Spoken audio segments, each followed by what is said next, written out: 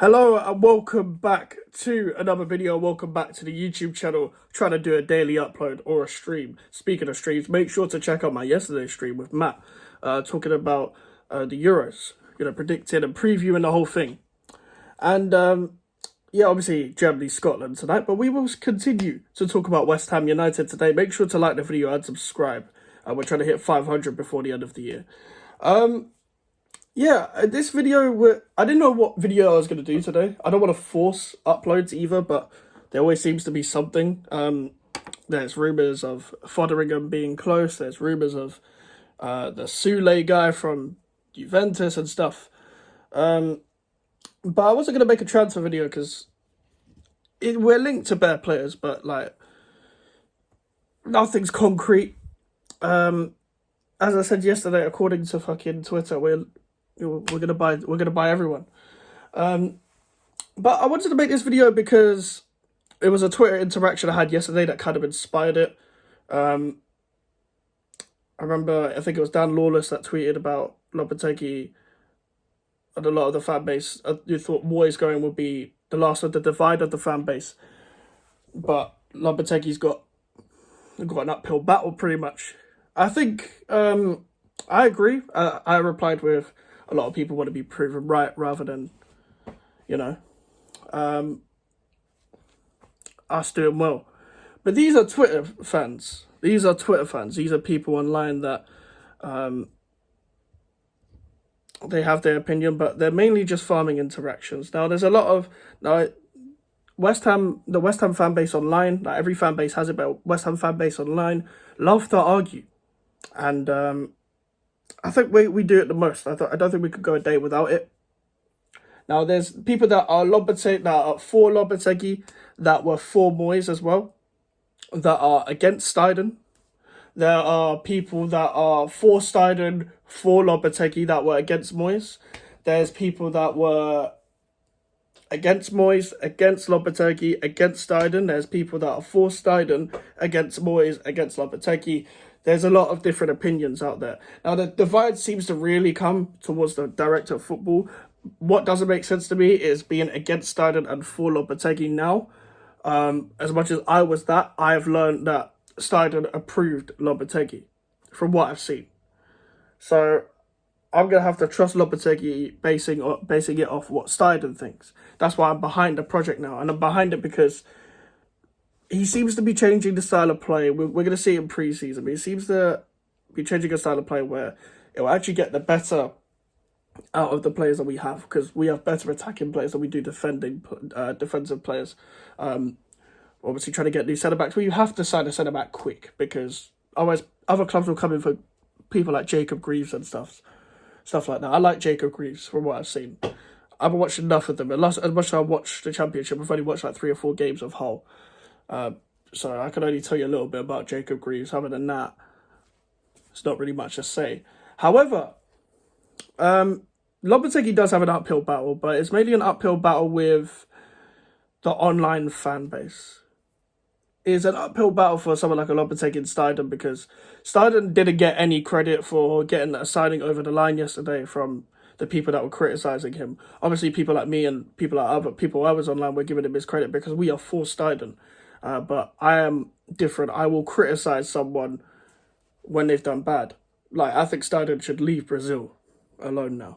Like, I love the fact that he got Guilherme over the line, but just leave Brazil now. We need to focus on other places, and I'm pretty sure he actually left Brazil as well, because I saw obviously otherwise he wouldn't have been able to do that whole picture with the handshake thing that they do with the signing.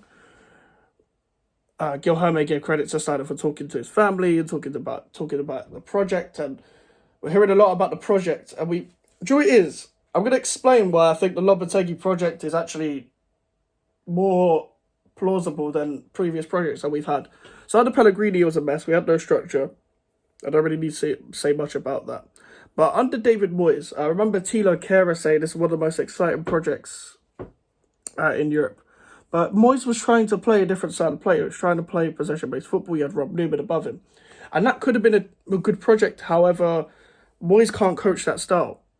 He tried to bring Mark Warburton in, but ended up disagreeing with everything that he viewed the game with anyway. So none of it really made any sense. The reason why it's going to work now is because Stein and Lopetegui, the players, they're all aligned. They all have the same vision. If you keep the players that obviously know the club, like the Bowens, the Antonios now, unfortunately Cresswell, and maybe Ben Johnson. There's rumours of Ben Johnson getting that 5-year deal and all that. We've talked about that previously on the channel. We've got players that know the club. We've got Sufal and Suchek as well. We've got Zuma for however long. We'll probably leave this summer or next year because he's got 1 year left on his deal. And then you bring in the guys who are settling in, the Mohamed Kuduses, the Mavropanoses, the Ward-Prowse, the Alvarez. Then you bring in the new players that to join with them. Everyone's going to be on the same alignment. And with the signings that we made last season, all 4 signings are better suited towards possession-based football. Ward-Prowse was not suited towards David Moyes' football. Ward-Prowse is more suited to a different style of play. However, people don't like Ward-Prowse because the fact that he was a Moyes signing. And I get that, but I've watched Ward-Prowse for years. I believe there's more to get out of Ward-Prowse. Obviously, he doesn't like Edson Alvarez, David Moyes. However, he's not here anymore. So Edson Alvarez will get more of a chance. So will Mavropanos. Mavropanos will probably have definitely more of a starting role because whoever we're gonna bring in next is going to be new. So they're going to have to settle into the club. Mavropanos will be the longest serving centre-back if what everything is said is true. Like Zuma and Aged going and we're bringing in 2 centre-backs and stuff like that. But yeah, Lopetegui is having an uphill battle with the online fan base. The greatest thing about West Ham fans, though, as much as ruthless as they are in real life, they will give you the support. It's just if we don't like what we see, we're gonna boot you. Simple as that. But that's not necessarily a bad thing because it's accountability, guys. It's accountability. There's still people moaning about how they got the best manager we've had in years. Yeah, if you want to get battered 5-0 and 6-0, just join David Moyes to another club then. Like, if you really care that much, the fact that David Moyes is still gone, join him on whatever venture. Like, just go and watch his TalkSport stuff that he's going to do in the Euros. And whatever club he joins next, go and join him. Leave this club. Please, just leave with him. Because we don't need people like you here. We don't need people like you that dwell on the past. We don't need that. Simple as that. It's a new project. It's a new wave at the club. It's a new era at the club. Whether it's going to go well or not, I have no fucking clue. Because the pre-season has not started yet. But I am liking the fact that we're bringing in younger players because of the fucking old squad that we have already. So we can even it out. So we can have the experience and the youth, balance it together. It's not like we've already got a young squad and we're continuing to buy young players and we're failing. Otherwise, I would say get a bit more experience, but that's not the case. That's not the case. As I said yesterday, we have one of the oldest squads in the league, and West Ham fans will get behind Lopetegui. It's as long as we don't overplay out from the back. Like, I believe if we had like a De Zerbi at West Ham, yeah, and we start playing out from the back, we start conceding some of the goals that Brighton conceded. How we'd have pretty much the same reaction that we did with David Moyes. Why is he playing out of the back on the edge of his box against Manchester City? Because as much as it is his way, it is also stubborn as well. That's why I don't agree with having to play one style of football at a club. I believe getting the best out of your players. So yes, a possession-based style of football will get the best out of our players now. However, I don't believe I don't believe that we have to play a style of football because we have to. Not for the sake of it, I tried to explain that for months and months and months when complaining about David Moyes. You can play defensive football, but you just got to do it right. And if it's not working, switch it up. Same as if you were playing out from the back and you was conceding goals in your own box all the time. What do? You switch it up.